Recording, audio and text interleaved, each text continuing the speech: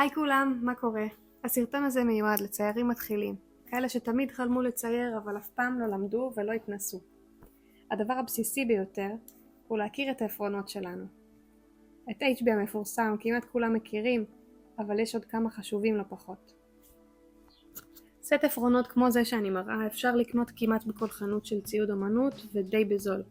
מי שרוצה עפרונות מקצועיים ויקרים יותר, אני שמה את ההמלצה מספר 1 שלי פה על המסך. יש סטים שכוללים עפרונות שונים, אבל אלה הבסיסיים ביותר.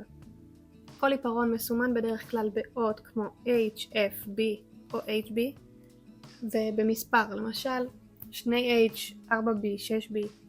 המספרים מגיעים עד 9B, אבל רוב הציירים מסתפקים גם ב-8B. אני ממליצה לבנות טבלה של כל העפרונות כדי להכיר אותם ולהבין איך הם פועלים ולמה הם מתאימים. בסט הזה העיפרון הבהיר ביותר הוא 2H והכהה ביותר הוא 8B.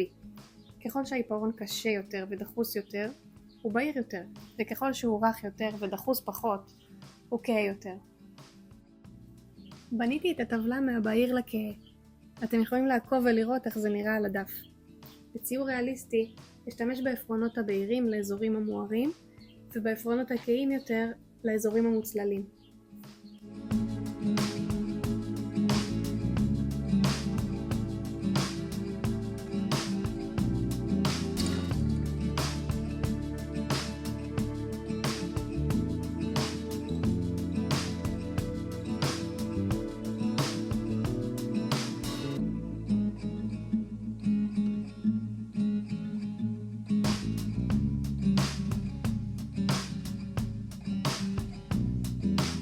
מקווה ששמתם לב להבדלים בין העפרונות והבנתם את החשיבות שלהם בציור ריאליסטי.